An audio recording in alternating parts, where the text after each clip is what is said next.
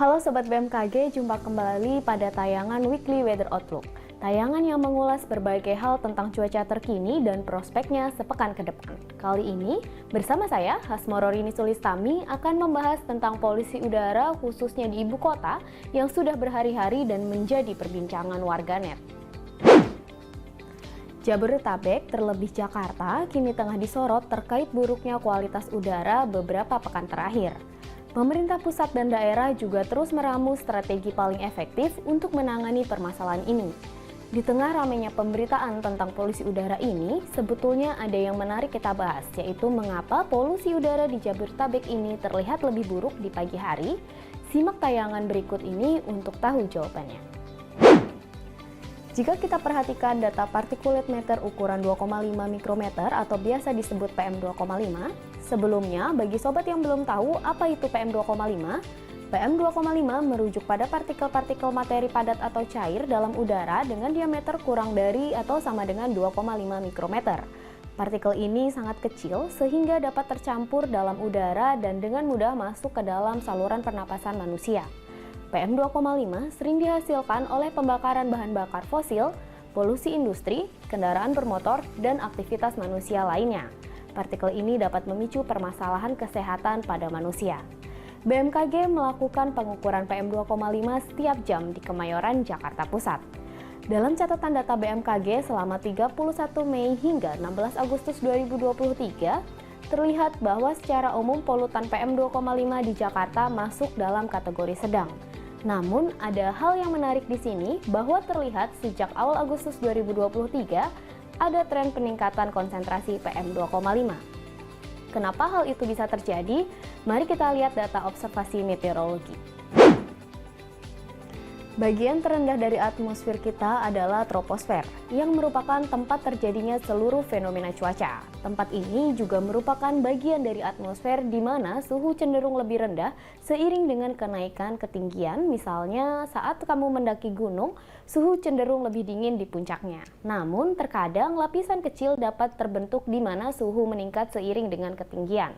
Lapisan ini disebut sebagai inversi. Hal ini bisa terjadi karena ketika malam hari, udara di dekat permukaan bumi lebih cepat menurun suhunya dibandingkan udara di atasnya. Lapisan udara yang lebih hangat di atas ini dapat menahan udara yang lebih dingin di dekat permukaan. Hal ini terjadi karena udara hangat lebih kecil massa jenisnya daripada udara dingin, sehingga akan cenderung melayang di atas udara yang lebih dingin. Inversi paling umum terjadi di musim kemarau di perkotaan dan umumnya inversi akan semakin jelas terlihat pada kisaran waktu matahari terbit. Selain karena inversi yang terbentuk, polusi terlihat lebih pekat konsentrasinya pada pagi hari karena pada pagi hari umumnya kecepatan angin rata-rata berada pada nilai terendah.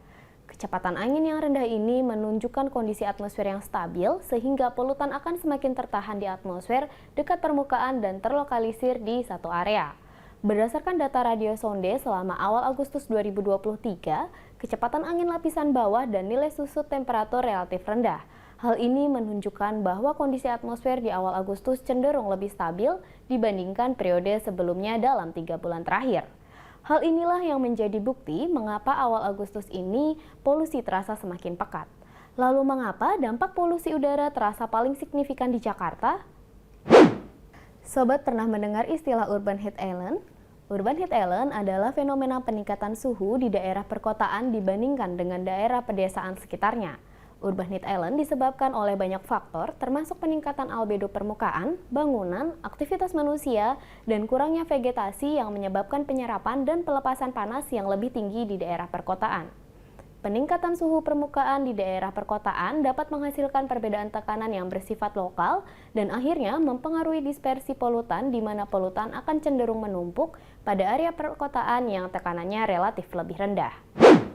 Itu tadi sobat ulasan singkat mengapa di pagi hari polutan di Jakarta justru lebih pekat. Kemudian bagaimana kondisi cuaca sepekan ke depan? Apakah akan ada fenomena cuaca signifikan? Mari kita lihat ulasannya berikut ini.